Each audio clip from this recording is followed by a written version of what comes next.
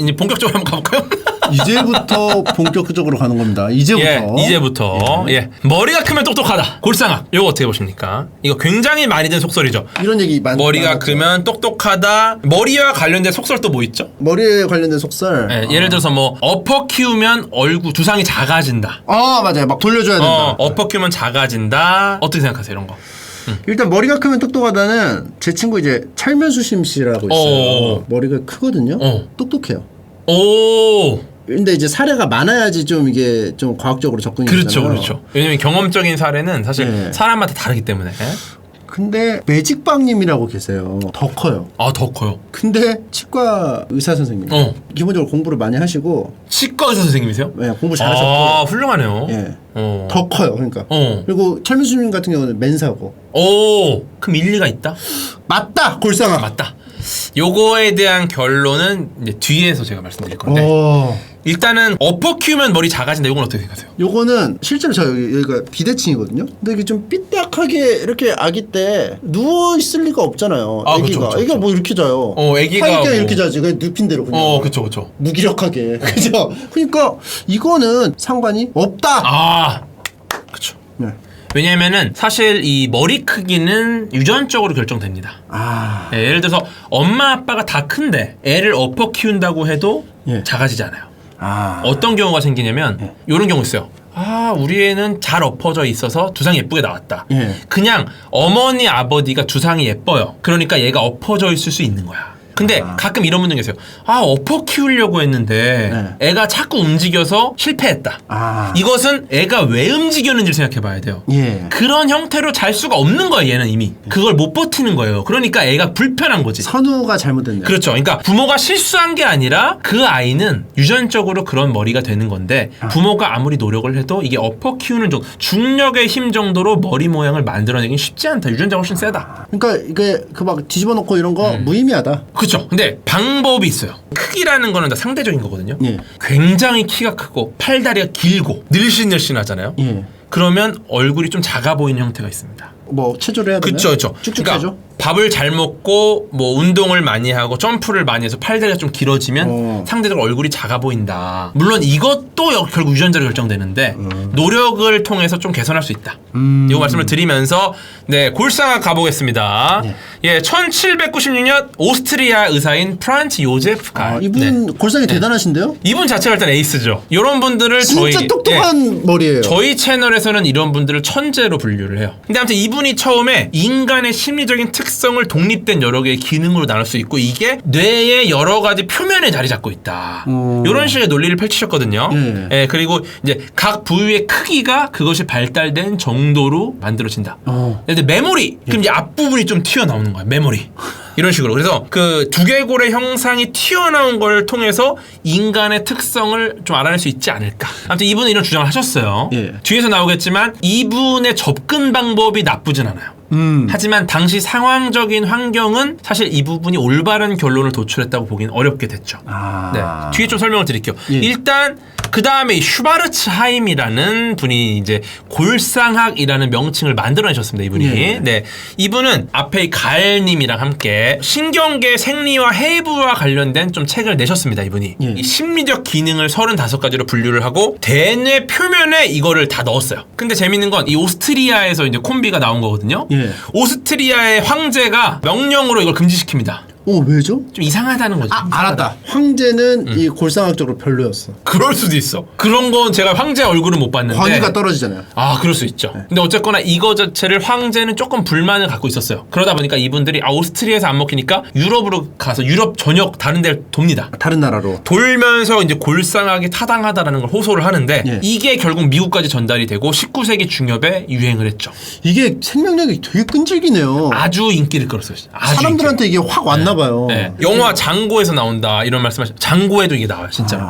장고에서도 흑인 노예가 뇌를 보면 복종하는 부분이 크기 때문에 얘는 복종할 수밖에 없게 태어난 인종이다. 흑인은 막 이런 식으로 나오는데 자기가 원하는 주장을 위해서 끌어다 쓰는 거군요. 그쵸. 근데 이것은 지금은 완전히 죽었죠. 근데 계속 이런 고민을 해요. 이 이탈리아 범죄 인류학자입니다. 이분이 체사레 롬브로소라는 분인데 이분이 이제 인체 측정학으로 발전을 합니다. 예. 어떤 식으로 하냐면은 교도소 범죄자들을 연구하고 사형수, 시신을 해부합니다. 그걸 통해서 이제 일반인과 범죄자가 어떻게 다른지 이것을 한번 구분해 보는데 예. 범죄자들의 두개골과 신체적인 특징을 분류를 하기 시작합니다. 그래서 대표적인 범죄자 모델은 일단 설치류를 닮았다. 그 다음에 6종의 범죄자로 다시 구분을 합니다. 예. 암살자형, 다부진 턱과 두꺼운 머리칼, 털이 없다. 이게 암살자형.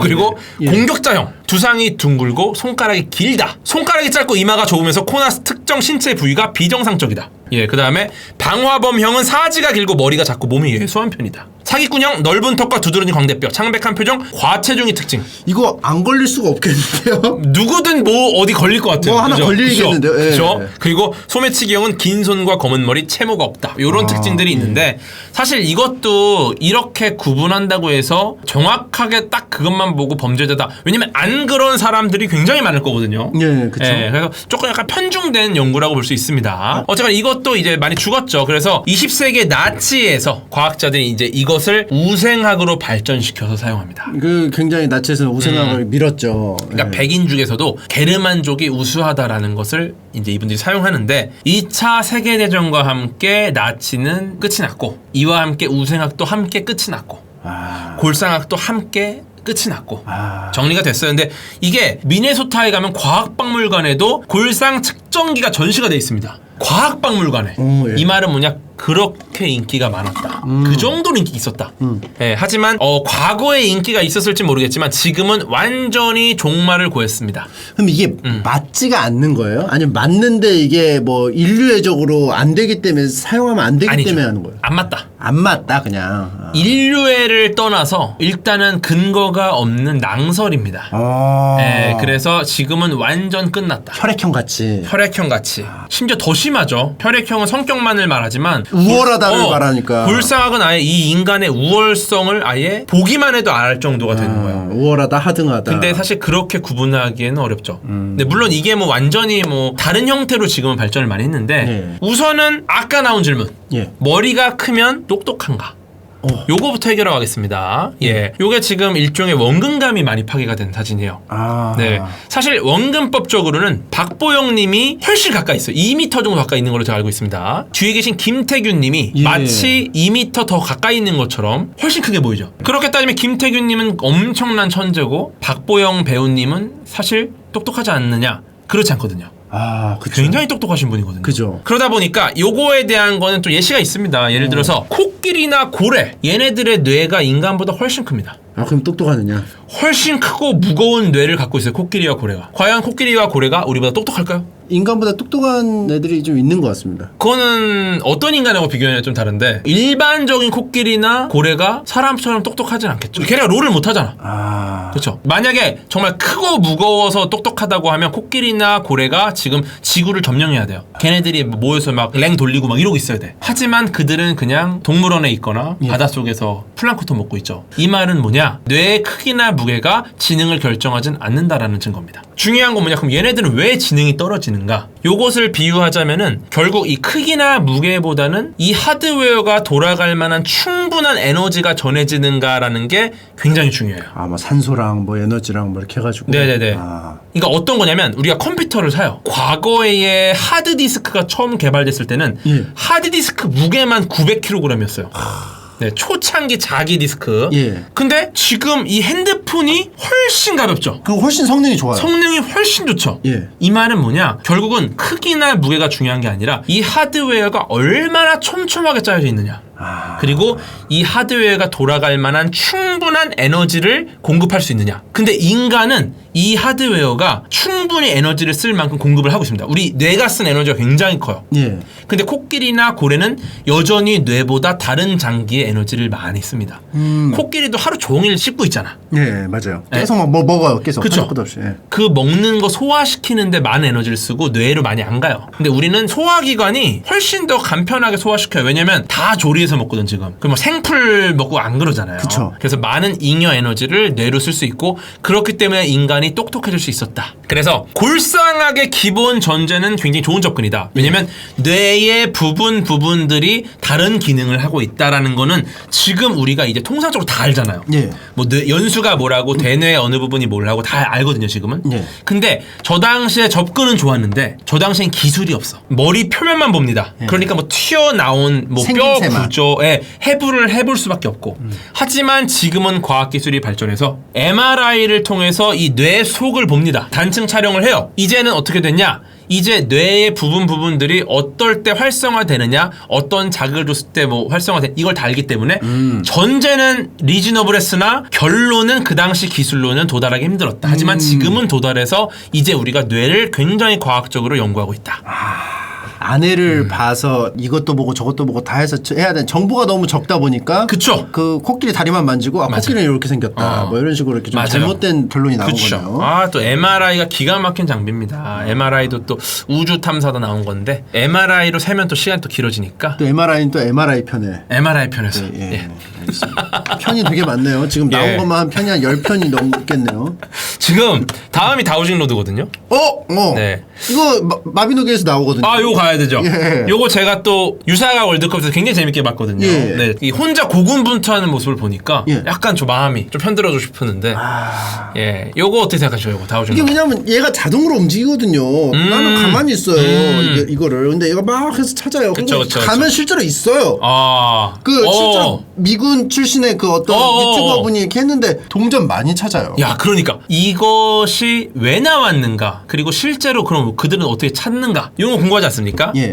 일단 기본적으로 L자 많이 쓰셔요. 이렇게 L자가 이렇게 예, 예. 있다가 수맥이 있거나 뭐가 있으면 샥 Y자도 있어. Y자. 원래 사실 제일 많이 쓰는 게 Y자입니다. Y자. 요거. Y자 이렇게 가다가 쭉 가다 이게 들려. 들리거나 아래로 가거나. 요걸 많이 씁니다. 이게 진짜일까? 진짜일까? 마비노기에서 이걸로 많이 찾았어요, 제가. 그렇죠. 마비노기에서 많이 찾았죠. 예. 네. 근데 아까 말씀드린 것처럼 마비노기가 참고문헌이 될 수는 없어. 왜냐면은 서로 이걸 보고 갖고 온 거기 때문에. 네, 이걸 서로 보고 갖고 서로. 왔고 얘도 이걸 보고 증명하고 이러면 서로 다른 걸로 이게 어떤 거냐면은 이거예요. 빌 게이츠 사위 되기 이거 아세요? 맞아요. 뭔지 알아요. 막 빌 게이츠한테서 저 사위씩 삼아주시오. 네가 뭐야? 저는 월드뱅크 대표입니다. 그러면 알았어. 그럼 사위가 돼. 그럼 월드뱅크 가서 저 월드뱅크 대표 시켜주십시오. 그러면은 네가 뭔데? 저 빌 게이츠 사위입니다. 사위입니다. 이러면 서로 그냥 양쪽에서 그냥 그 얘기를 하는 거야. 서로가 서로를 왜냐면 양쪽 다 아니었거든. 서로가 서로 보증을 해줘. 맞아요. 서로 보증해주니까 빌 게이츠랑 월드뱅크만 이상해졌어. 하지만 중간에서 나는 일단 이쪽이라고 저쪽에서 이득을 보고 여기서 저쪽에서 이득을 보고 이런 형태로는 증명이 안 된다. 이건 과학적인 접근은 아니다. 그렇다. 궁금한데요. 이거 그쵸. 결론이 어떻게 될지. 가볼게요. 네, 빅터 슈만 독일의 물리학자입니다. 예. 이분이 이제 이런 주장을 많이 했습니다. 예. 수맥에 대한 발견 주장을 했는데 이분이 또 정통파예요. 자외선을 활용한 촬영을 개발한 과학자인데 네, 이분이 이제 기계공학 전공 엔지니어기도 하고 디자이너기도 하고 저술가기도 하고 분광기 자외선 스펙트럼 및 파장에 대한 연구를 한 꽤 정통파 과학자입니다. 예. 네, 근데 이분이 재밌는 주장을 해요. 지구의 고유 진동 주파수가 7.83Hz로 알려져 있다. 예. 이것은 인체에 무해한 땅의 주파수다. 그런데 수맥에서 발생되는 파장 때문에 이 정상적인 파장이 비정상적인 형태로 바뀌어서 예. 뇌파가 수맥파 위에서 공명 현상을 일으켜서 이상하게 돼서 기존 파장이 교란이 되니까 예. 이게 몸에 안 좋아진다. 그러니까 뭔가 지금 수맥이 일은 몸에 안 좋다 이 얘기를 하는 겁니다. 예. 예. 그래서 이제 이분이 주장한 게 이제 잠을 잘 때 뇌파가 4Hz 정도 이하의 알파파 상태가 돼야 되는데 예. 이 뇌파가 교란이 일어나고 공명을 하니까 예. 물 위에서는 이제 안 좋아. 막 짜증이 나고 막 수면 중에 아이가 자리를 옮기고 아이들은 원래 자리를 옮기지 않습니까? 예. 그리고 막 몸이 가장자리로 몸을 밀고 아이들은 가장자리로 몸을 밀지 않습니까? 예. 어쨌든 수맥 때문에 이게 다 일어난다는 거야. 실제로 수맥이 아래에 이렇게 있으면 그러니까. 영향을 준다. 그렇죠. 그리고 또 조사를 했는데 요건 이제 독일의 하거 박사. 근데 하거 박사 사진이 없어. 어디 누군지 알 수가 없어요, 제가. 집만 알아요? 집도 이거 그 모르는 집이에요. 이거 왜 학어 박사에 대한 건 아예 없나요? 하거 박사가 연구를 한 거야, 이걸. 하거 박사가 1910년부터 1932년 동안 예. 22년간 암 환자 5,348분의 가택을 조사합니다. 예. 그래서 그분들 중에 99%의 집에서는 예. 수맥이 지나가는 걸 확인했어. 이 말은 뭐냐? 근데 근데 이걸 22년 동안 연구를 했는데 근데 학어 박사도 약간 부끄러운지 사진이 없어. 99%는 뭐 그냥 그거네요. 근데 재밌는 게 백방이네요. 예. 일반인들의 가택도 99% 수맥이 지나. 잃어버린 22년. 보세요. 아파트에 사시죠. 예. 아파트 수맥 지나죠. 상하수도가 다 흘러요. 예. 이 말은 뭐냐? 우리가 난방 배관부터 다 막아야 돼. 상하수 다 끊어야 돼. 근데 99%의 일반인들의 가택도 다 이제 수맥이 흘러요. 이걸 암환자로 연결이 좀 애매하다. 근데 재밌는 게 이 스위스의 정신과 의사 제니 박사도 사진이 없어. 그래서 제가 좋아하는 블랙핑크 제니를 넣었어요. 동명이인으로. 죄송합니다. 네. 제가 또 제니님 팬이라서 사진이었어. 부끄러운 거야 약간. 그래서 이분도 연구를 했는데 수맥 위에서 흰쥐의 번식률이 무려 50% 미만으로 급감했다. 번식률이 급감했어요. 수맥이 흘러서. 뭐 이거 애매하죠. 다 깔려 있는 건데. 그러니까 이것도 실험을 어떻게 설계하냐에 따라 다른데 요거는 또 올바른 형태의 실험이 아니지 않았을까. 왜냐면 관련 논문이 이런 연구를 했다는 결론은 있는데 아까 말씀하신 유사과학들이 대부분이 잘못된 논문을 인용하고 이것이 틀린 건데 또 여기서 또 인용하고 하면 서로 인용하면서 이제 논리를 만들어가요. 시작이 뭔가 이상한 게 하나 있었는데 그걸 붙여서. 그치. 빌 게이츠 사위처럼. 제가 그랬어. 레퍼런스 따르면 이렇다. 그럼 이쪽에서 이걸 받아서 레퍼런스 하면 이렇다. 처음에 누가 말했는지 약간 이 치킨 게임이야. 그래서 아마 스위스의 우리 제니 박사도 조금 오류가 좀 있지 않았을까. 이렇게 말씀을 드리고 싶습니다. 그래서 이게 핵심입니다. 근데 우리 침착맨님도 아시겠지만 실제로 잘 찾아. 너무 잘 찾아요. 우리나라도 잘 찾았어요. 이 다우저 분들이 잘 찾아요. 근데 요거는 제가 1차로 말씀을 드리면은 그럼 다 바닥에 물이 있는 거예요? 우리나라 이 지형이 수맥이 많아. 솔직히. 어디를 파도 나와요? 대부분 그러니까 보통 나올 때까지 판다는 경험이 좀 있어요. 계속 파도 안 나오면 나올 때까지 파다 보면 물이 나오더라고. 인디언식 기우제. 약간 그럴 수 있죠. 그런 부분도 있고 근데 요것을 떠나서라도 재밌는 건 실제로 정말 잘 찾는 분들이 계십니다. 명확하게. 조금만 파도. 이 말은 뭐냐면은 수맥을 찾는 다우저 분들은 기본적으로 이 여러 가지 환경을 관찰력이 좋은 거예요. 잘 알아요. 말로는 설명할 수 없지만 경험적으로 나의 경험상 이런 환경이 만들어지면 여긴 수맥이 흐를 수밖에 없어요. 근데 이 환경 조건들을 하나하나 다 논리적으로 어디다 쓰지는 못하는 거예요. 왜냐면 이 경험적인 거라. 약간 본인의 감 같은 거거든요. 근데 이 감을 다우징 로드로 구현한 거죠. 그러면 만약에 가다가 환경이 이게 물이 많은 환경에서 경험적으로 그때 꺾어요? 미세한 근육이 그러니까 본인이 못 느껴요. 사실 우리 몸에 있는 미세한 근육 중에 의식적으로 그 근육이 움직이는 거를 포착 못하는 경우가 꽤 있어요. 나도 모르게 뭘 건드려 쓰러뜨린 경우 있잖아요. 이것은 내가 의도하지 않았습니다. 하지만 나의 무의식, 내가 지금까지 쌓아온 경험을 토대로 만들어낸 환경이 내 손을 움직입니다. 그러니까 이런 거야. 만약에 다우징 로드가 팩트잖아요. 사람이 다우징 로드를 잡을 필요 없고 스티로폼의 다우징 로드를 꼽고 자동차가 끌고 다니는 거예요. 그러면 수맥이 있는 곳에서 이 모빌리티가 자연스럽게 엘로드가 이렇게 돼야 돼. 그쵸. 하지만 이 모빌리티의 진동을 딱 제외했을 때는 실제로 꺾이지 않는다. 결국 사람이 꺾는 거예요, 그게. 아무튼 요거는 인간의 근육이 개입을 했기 때문에 이게 된 것이다. 왜냐면 물리적으로 움직일 수 있는 요인은 내 손입니다. 하지만 이분들이 그 순간에 움직이는 이유는 그분들의 관찰력과 누적된 경험이 있기 때문이지 다우징 로드가 그 요인은 아니다. 알겠습니다. 이게 정말 한 대 얻어 맞은 것 같아요. 좋죠. 요런 이야기들이 딱 이 유사가 월드컵에 들어가 주면은 풍요로워지지 않겠습니까?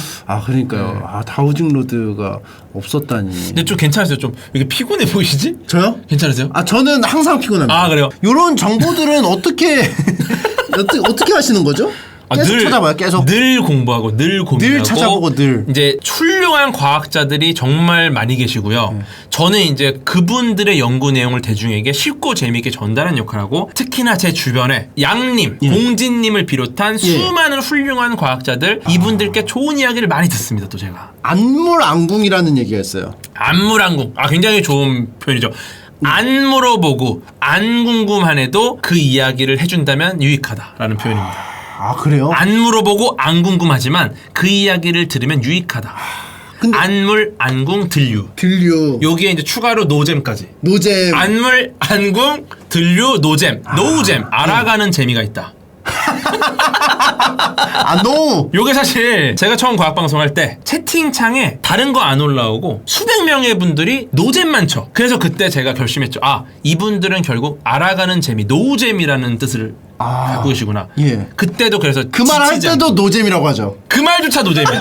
결국 이 말조차도 알아가는 재미라는 거죠. 그러니까 뭘 물어보셔도 예. 저는 어쨌거나 거기에 대해서 아는 데까지 말씀을 드리고 아쉽지만 모르는 건 또 공부해서 알려드리고 그럼 이제 모르는 걸 물어보면 왜 그러지? 그럼 또 찾아보고. 또 찾아보고 그럼 뭐든지 물어보시면 이제 결국 저도 더 많은 고민을 하게 되고 이걸 통해서 더 많은 질문이 나오고 질문하시는 분들도 더 많이 알아가고 그러면은 물어본 거를 찾아보면 또 같은 생각을 옛날에 했던 사람이 분명히 또 존재해서 있죠. 거기서 맞아. 나온다. 또 참고 문헌이 있고 사실 나무위키 얘기도 말씀하시는데 나무위키 굉장히 좋습니다. 하지만 중요한 거는 나무위키 내용조차도 읽어봐도 무슨 말인지 모르겠는 게 많아요. 뭐 슈레딩거의 파동방정식 검색하면 무슨 말인지 하나도 모르거든요. 이 부분을 제가 어쨌거나 쉽고 재미있게 독해해드리는 역할을 할 수 있겠다. 왜냐면 있어도 지금 정보가 없는 곳은 없어요. 제가 말씀드리는 모든 정보는 인터넷에 있습니다. 하지만 그것을 봐도 모르겠으면 그때는 저희가 안될과학에서 도와드릴 수 있다. 쉽게 풀어서. 그렇죠. 그리고 이제 뭐 논문 사이트 같은 데서 이제 또 열람을 해가지고 또 볼 수가 있잖아요. 그런 거는 또 이제 일반 사람들 봤을 때는 또 이해가 또 안 될 수가 있거든요. 이해도 안 되고 논문이라는 이 문서 자체가 쓰고 있는 이 표현의 방식이 답정너입니다, 무조건. 일부러 근데 논문은 재미없게 쓰는 건가요? 그러니까 이게 어떤 거냐면 논문이라는 것을 써내려가기 위해서 이분들이 초기 조건에 굉장히 복잡한 실험들을 해요. 이 실험이 일반인들은 집에서 해볼 수 없는 실험들이 대부분입니다. 그러다 보니까 이 실험 결과를 일반인은 그러니까 우리가 약간 어느 정도 끼어들 여지가 있어야 되잖아. 그게 없어요, 논문은. 그냥 이러하니 이러하다. 하지만 이 부분에도 우리가 이제 그렇게 접근해서 그렇지 이분들이 해온 여러 가지 시행착오들도 있고 이걸 통해서 얼마나 합리적인 도출을 해냈는지를 말씀드릴 수 있어요.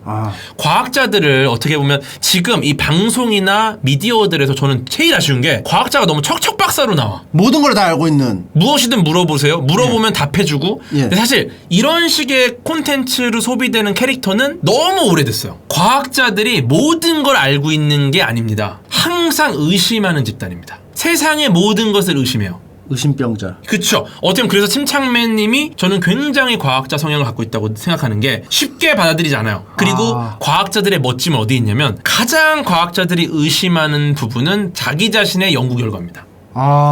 이분들이 논문을 내는 이유가 언제 내냐면 네가 봤을 때 맞아? 그러니까 내가 몇 년을 고민해도 내 연구가 아닌 것 같은데 이런 결론이 났어. 나는 더 이상 이 연구가 잘못됐다라는 부분을 못 찾겠으니까 이제 여러분들이 한번 의심해봐라 라는 게 논문이에요. 다 같이 한번 의심해봐. 그렇죠. 그럼에도 불구하고 수많은 레프리들이 이 연구 결과는 아무리 봐도 이럴 수밖에 없는데 그러면 결국 퍼블리시가 돼서 모든 과학자들이 이걸 공유할 수 있게 올라오는 겁니다. 그러면은 이런 경우가 있잖아요. 여기 오류 있네. 그럼 싸우잖아요. 그러면 싸우는 게 아니라 과학자는 바로 받아들여요.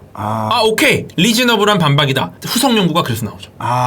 싸우진 않아요? 이런 식으로 굉장히 많은 연구들이 물론 과거에는 싸웠던 분들도 계세요. 왜 천동설이 그렇게 오랫동안 자리 잡았겠습니까? 아무래도 인간이 하다 보니까 감정의 동물이 하다 보니까 그리고 또 종교적인 부분도 있었을 거고 근데 이런 부분 하지만 이것도 훌륭한 과학자냐 아니냐라는 게 구분될 수 있는데 일단 기본적으로 제가 존경하는 과학자들 대부분은 본인들의 연구 결과를 굉장히 많이 의심하고 결국 못 버티고 낸 거고 비판이 들어와서 합리적이면 이걸 수용해서 바로 언제든지 변절할 준비가 되어 있습니다. 왜냐하면 과학자는 신념으로 과학을 하지 않아요. 오직 사실에 대한 팩트를 이게 리즈너블한 과정으로 여기까지 왔는지를 점검하는 거지 신념은 없어요. 신념이 있으면 이것은 더 이상 과학자가 아닙니다. 그냥 궁금증 맨이네요. 그쵸? 궁금한 맨. 네.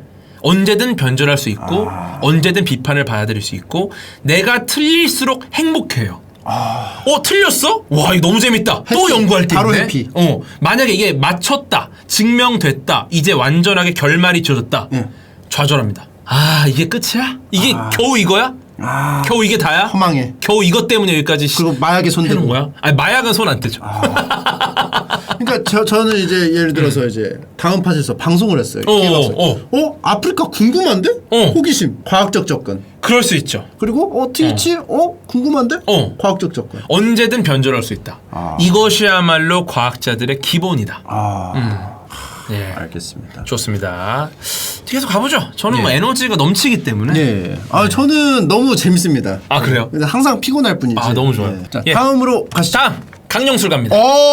예전에 강령술 유행했거든요. 엄밀히 말하면 사실 과학으로 보기 힘들어요. 과학 자체가 아니야. 설명이 아니잖아. 그냥 그쵸, 그쵸. 정해놨잖아요. 네. 온다. 원래부터 엄밀히 과학이 아니지만 예. 그렇기 때문에 유사과학으로 보기도 애매하다. 근데 히어로즈 오브 마이트 앤 매직 3에서는 전투가 끝나고 강령술사가 해골을 만들거든요. 전투 사망한 그 유닛 일부를. 예예예. 살려내서 유닛으로 쓰죠. 예. 네. 그거는 이제 저쪽에서 또 갖고 오고 빌 그쵸. 게이츠 사위. 빌 게이츠 사위죠. 역시나 그것도 빌 게이츠 사위다. 아, 요것도. 예. 그래서 이게 근데 과거에 이 영매들이 활동을 많이 했어요. 실제 그 과거에는 예. 영매들이 이제 저승과 교감하고 예. 강령술로 영혼을 불러내고 그러다 보니까 영매들이 영혼의 존재를 증명하려고 노력하다 보니까 이것 때문에 피해 보는 사람들이 늘어나기 시작합니다. 예. 예, 그래서 과학자들이 나선 케이스가 있어서 이제 이걸 갖고 와 봤는데 예. 강령술은 과연 실제로 가능할까요? 실제로 이제 강령술의 빙의도 강령이잖아요. 부르는 거니까. 빙의도 강령이죠. 부르는 거니까. 그렇죠. 그죠? 그런 거 보면은 실제로 막 불러내서 이렇게 말을 하거든요. 그리고 이게 막 모르는 사실에 대해서 그 사람이 원래 몰랐던 사실에 대해서 그쵸. 갑자기 맞아요. 말을 한단 말이죠. 네. 그러면 히어로즈 오브 마이트 앤 매직 3에서도 있었고 그렇죠. 빌 게이츠가 분명히 사위도 있고 아니, 근데 있는 게 잘못된 예신데 그 있으면 아닌 거 아닙니까? 아 그런가요? 아 그러니까 사위가 그런 식으로 된지는 모르겠지만 아무튼 그쵸. 사위도 존재하고 강령술은 포켓몬스터도 있을 있고 것 같은데요? 포켓몬스터도 있으니까 포켓몬스터는 존재하고 그러니까 근데 이것은 누군가의 기억을 갖고 있다 예. 정보를 갖고 있는 거죠. 예. 근데 이런 것들이 사실 어떤 경로로 거기 도달했는지를 인과관계를 밝혀내기 힘들기 때문에 우리가 믿게 되는 건데 그죠? 너무 신기하거든요. 몰랐던 그쵸, 사실을 그쵸. 갑자기 막 술술 뱉어요. 근데 이제 그 부분도 사실 그것 때문에 그 사람의 영혼이 들어가 있느냐라는 것은 영혼이라는 존재 자체도 사실 엄밀히 따지면은 과학적으로는 존재한다고 보기 어렵기 때문에 증명이 안 됐다. 예, 그래서 이제 이 일단 강령술 자체에만 한번 초점을 맞춰볼게요. 예. 요게 이제 강령술 기본. 사인 약간 분신사바인가요? 원형. 그러니까 분신사바는 되게 재밌는 게 비슷한 거예요. 저 당시 어떻게 했냐면 탁자 위에 손을 올려놓고 이렇게 이제 하면은 만약에 영혼이 오잖아요. 아무도 건드리지 않았는데 테이블에서 막 소리가 나. 그 손도 있어요. 손도.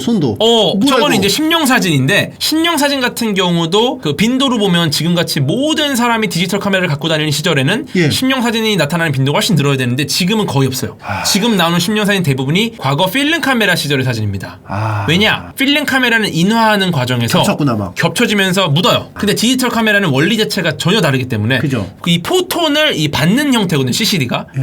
이거는 겹칠 수가 없어요. 원리상. 오늘 포톤 열리라네요. 포톤 열리라서. 그러다 보니까 디지털 카메라에서는 심령사진이 거의 없다. 디카로 찍은 심령사진이 있다면 분석해볼 만한데 거의 없어요. 지금은. 그건 보통 이제 뭐 주작일 수도 있고. 그쵸. 이 합성일 경우가 많고. 이거 과연 어떤가? 요거를 이제 영국인들이 가장 사랑하는 실험 물리학자 마이클 페러데이입니다. 유명해요? 아주 유명. 제가 굉장히 좋아하는 물리학자. 이 마이클 페러데이에 대한 또 일화도 요것도 한 15분짜리인데 요거 패스하겠습니다. 15분짜리 패스. 패스. 요거 좀 길어요 지금. 페러데이. 네, 페러데이. 아무튼 제가 굉장히 존경하는 실험 물리학자인데 예. 이분이 굉장히 또 많은 인사이트를 주셨어요. 이분이 바로 전자기력의 아버지라고 불리는데 예. 전기를 처음 찾아내신 분입니다. 그래요? 네, 이분이 없다면 우리는 핸드폰도 못 쓰고 이렇게 방송도 못 해요. 다른 사람이 찾았겠죠? 다른 사람이 찾았겠지만 얼마나 뒤가 됐을지 알 수 없죠. 왜냐면 그 당시에 수많은 천재들이 포기했거든요. 이분이 못 찾았으면 천년 뒤에 발견할 수 있고. 그럴 수 있는 거야. 알 수 없는 거야. 왜냐면 이분은 천재가 아니었기 때문에 찾아냈어요. 묵묵히 노력하는 열정 스타일의 실험 물리학자였기 때문에 뭔가 아이러니하네요. 이분이 이론적인 토대는 못 만들었어요. 왜냐면 똑똑한 분 아니에요. 천재 아닙니다. 그러니까 엉덩이로 한 거군요. 그쵸. 그 당시 똑똑한 천재 과학자들이 10번, 20번 실험해보고 똑똑한 사람 알잖아요. 각이 나와. 이건 아니다. 이건 아니다. 각이 나와. 일단 롤도 시작하면은 한 2, 3분 해보고 각이 나와요. 딜교해보면 다 각 나오죠. 그죠. 이거 지금 서폿이 트롤이다. 근데 이 각이 나오는데 이 사람은 천재가 아니에요. 오히려 열등생에 가까웠던 분인데 이분은 합니다. 그냥 심지어 10,000번 이상 실험을 해요. 솔직히 과학자를 똑똑한 사람도 1,000번 이상을 뭐 몇백 번 해보잖아요. 예. 이분은 묵묵히 해서 결국 찾아냅니다. 와 대단하네요. 대단한 분이에요. 근데 이분이 사람들이 강령술 때문에 예. 굉장히 고통받는 걸 보고 실험을 하나 설계합니다. 네, 요 실험을 설계해요.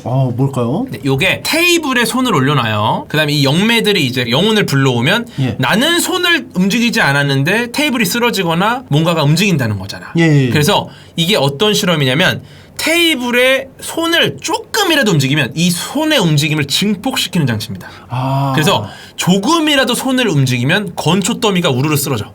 그래 지금 저 부인이 네. 되게 곤란한 표정을 짓는. 곤란한 표정이죠.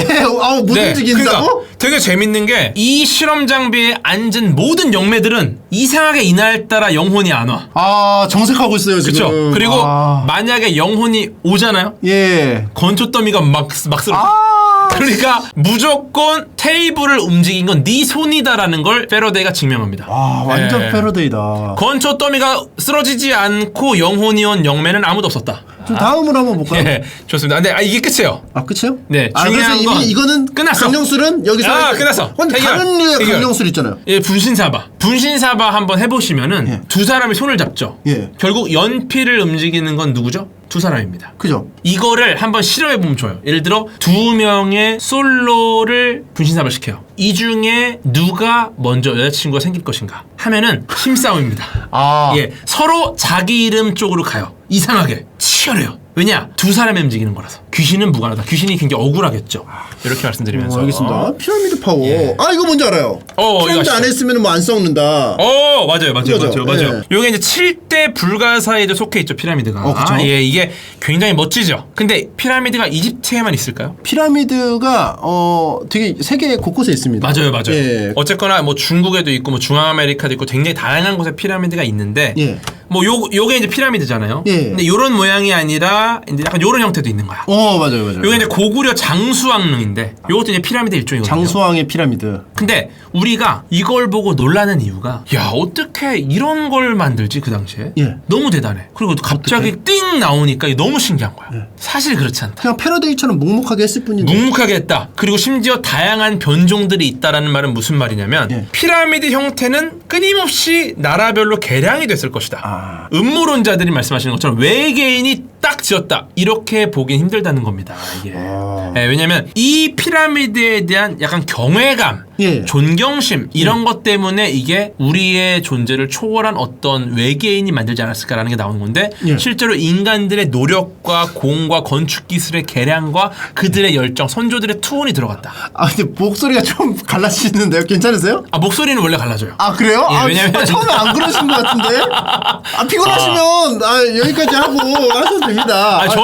저는 목이 갈라지는 것과 예. 이 피곤함의 인과관계는 명확하지 않아요. 왜냐면 아무래도 지금 한 7시 반부터 하셨으니까 3시간 가량 강의를 한 건데 이거는 사실은 무리가 갈 수 있거든요. 저는 뭐 강의가 전혀 문제 없습니다. 그래요? 근데 목이라는 것은 제 신체 일부분일 뿐이지 그리고 이 소리라는 것은 일종의 성대의 진동수가 만들어내는 결과물이거든요. 예. 이것은 저의 피곤함과는 관련이 없다. 알겠습니다. 전할 수 있습니다. 그러면 뭐 계속 가시죠. 계속 가시죠. 일단 피라미드까지 하고. 피곤하시면 말씀하세요. 피곤하시면 말씀하세요. 아니 이거를 억지로 하면 안 되니까. 피라미드까지 하고 화장실 가요. 화장실. 물을 너무 많이 먹어서. 저도 아까부터 참고 있어요. 그러니까 제가 끊을 타이밍을 제가 드렸어야 되는데. 그러면은 우리가 여기서 일단 화장실 갔다. 그러면 오케이. 왜냐면 지금부터 힘들긴 해요. 사실 화장실이. 그래서 화장실 때문에 목이 갈라진 거예요? 왜냐면 커피를 마셨기 때문에 이게 이뇨. 이뇨작용을 활발하게 해줘요. 못 참죠. 이뇨 못 참아. 이뇨 못 참아요. 여러분들이 양해를 해주시고 그럼 저희가 11시에 11시에 돌아오겠습니다. 20분 뒤에. 네, 저는 피곤함을 몰라요. 저도 피곤하진 않아. 피로라는 단어를 하도 안 써서 피곤하진 않은데. 피부? 막 이래 진짜. 피로라는 단어를 모르시는구나. 아예 평상시에 모르시기 때문에. 네, 몰라요. 하지만 이뇨작용 때문이다. 이뇨작용. 커피가 잘못했네. 이거는 이뇨작용은 인간이 초월할 수 없어요. 배가 너무 고파서. 피곤해서 과자 배고프신 건 아니죠? 저는 그냥 과자 먹을 때라서 그런 저는 거죠? 피곤하면 오히려 뭘 잘 못 먹죠. 안 피곤하기 때문에. 혹시 다 끝나고 죽을 수도 있나요? 아니 저는 근데 피로를 잘 모르니까. 그래서 내일이 있잖아요. 내일의 제가 그때 감당할 수 있습니다. 오늘의 내가 생각할 단계는 아니다. 왜냐면 우리는 항상 미래를 상상하지만 결국은 현재에 살고 있다. 지금 피곤해서 눈 비비는 게 아니고 여기 지금 갑자기 뭐가 과자 가루가. 우리는 피곤하면 안 돼요. 피곤하다는 말 금기. 저 과자 가루가 이렇게 밀가루 드셨어요?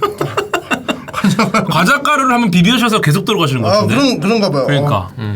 방장이 힘들어하는 걸 좋아하는 것도 과학이냐라는 또 질문이 무슨 드는데 얘기를 하시는지 모르겠네요. 이거 과학이에요. 그러니까 방장이 힘들어하는 걸 보고 내가 기쁜 게 과학이냐. 사실 이게 핵심이죠. 왜냐면 지금 저분의 채팅이 기쁜 것처럼 느껴졌거든요. 타인의 고통이 나의 기쁨이 된다. 그렇죠. 그렇죠. 네. 샤든포이데라는 이제 독일어가 있어요. 네. 이게 고통과 행복이라는 단어, 샤든포이데 두 단어를 합친 건데 네. 이게 뭐냐면은 타인의 고통이 나의 행복이 된다라는 현상이 실제 있습니다. 아, 네. 그렇군요. 뇌공학적으로 실제 있어서 이게 실험을 했어요. 대학생들한테 시나리오를 읽는데 시나리오를 읽는 과정에서 이제 등장인물들이 나와요. 예. 내가 주인공이고 근데 하다 보면 이제 다른 등장인물들이 나오는데 나와 같은 전공의 유사한 인생 경로를 겪었는데 굉장히 성공했어요, 이 사람들이.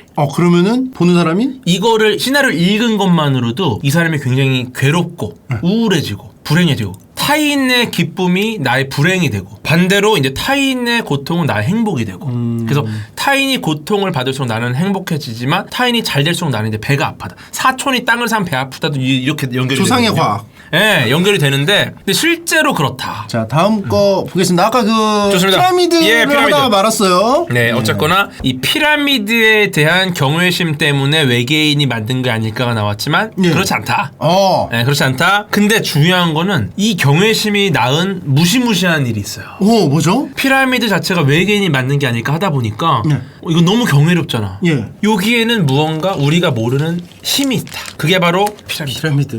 피라미드에는 뭔가 에너지가 있다. 네, 이런 말도 안 되는 불가사의한 이 건축물에는 우리는 알 수 없는 무언가가 있을 것이다. 오른쪽에 있는 게 과학 잡지입니다. 그 당시에 언론이나 미디어들에서는 인기 있었기 때문에 다뤘을 것이다. 저는 성애과학이 좀 궁금한데 세연제를 시작했는데 근데 저기가 성애과학 기가 막혀. 어릴 그래요. 때 사실 적어보려고 저 책 봐. 성애과학. 그 성도 과학이에요. 성 완전 과학이죠. 동물의 성 한번 하면 기가 막힙니다. 그것도 따로 동물들이 기가 막혀. 특집이 너무 많네요. 돌고래가 난리 났고요. 난리 나요. 돌고래는 지능이 높을수록 성욕이 높아요. 이거는 완전 당연한 사실입니다. 아. 지능이 높을수록 유전자를 후대에 넘기려는 힘이 강하기 때문에 예. 돌고래는 지능이 굉장히 높죠. 얘가 어린아이 저동 되잖아요. 예. 얘가 거의 난리 났어요. 하수구 이런 데도 막 기가 막히게 쓰고 아. 정말 그 다른 물고기들도 막 기가 막히게 쓰고 일단 뭔가 통로가 보이면 무조건 일단 여기까지 하겠습니다. 네. 알겠습니다. 아무튼 동물이 기가 막혀요. 네. 코끼리도 기가 막혀요. 코끼리가 코가 길죠. 보통 코끼리가 가장 긴 부위가 어디죠? 코죠 원래. 예, 코죠. 근데 그쵸. 모두가 코가 굉장히 길다고 보죠. 예. 근데 아니에요. 여기까지 하겠습니다. 코가 손이 아니에요. 과연 코만 손일까? 왜냐면 이 친구가 액티브한 움직임을 하기에는 체구가 너무 커요. 하지만 무언가 액티브한 움직임이 반드시 일어날 수밖에 없는 상황이 있다. 그때도 과연 이분이 이 질량을 이겨낼 수 있을까? 아니다. 더 좋은 방법이 있다. 바로 코가 손이잖아요. 예. 이걸 응용할 수 있다는 거죠. 네. 코가 손일까? 과연 코만 손일까? 길이는 과연 목만 길까? 목만 길. 이런 이야기들이 이제 끊임없이 나오는 거죠. 기가 막혀. 거북이는 과연 느릴까? 거북이가 느리지 않은 느리기만 순간이 얼마나 경이로운지. 왜냐면 코끼리도 네, 코가 동물이기 손이면 네. 하나밖에 없잖아요. 근데 박수를 쳐야 하잖아요. 손으로 박수를 치려면 또 다른 손이 아플 수 있어요. 이건. 네. 아플 수 있을 것 같아. 알겠습니다. 네. 그러면은 실제로는 피라미드로- 손이 하나니 코가 손이라서. 피라미드 알겠어요. 넘어가겠습니다. 피라미드 맞습니다. 중요한 건 아무튼 피라미드죠. 중요한 건 이 불가사의한 공간, 피라미드 파워, 물리 법칙을 벗어난 초자연 현상. 예. 실제 이 피라미드 파워에 대한 걸 과학 잡지가 소개할 정도로 인기를 끌었다.